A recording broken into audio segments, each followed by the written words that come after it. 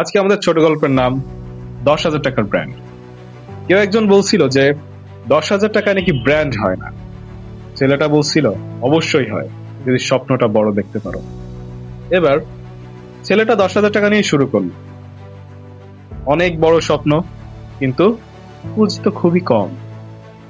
সমস্যাটা কোথায় জানেন?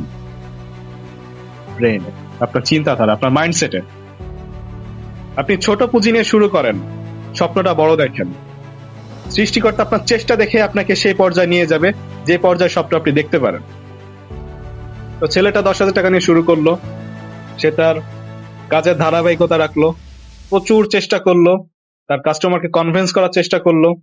একটা সময় পর সে ঠিকই সফল হলো। এখন মানুষই তার নামকে একটা ব্র্যান্ড বানাচ্ছে। তার পরিশ্রমটা কোথায় ছিল? সে কখনো হাল ছাড়ে নাই, সে চেষ্টা করেই গেছে। সৃষ্টিকর্তা তার চেষ্টাটা দেখেই তাকে এমন পর্যায়ে নিয়ে গেল যে কেউ কল্পনাই করতে পারলো না। কম পুঁজি কখনোই সমস্যা হইতে পারে না, যদি আপনার চিন্তাধারাটা থাকে সর্বোচ্চ লেভেলে।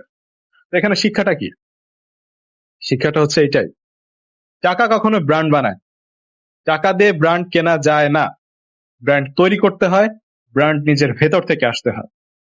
ধন্যবাদ।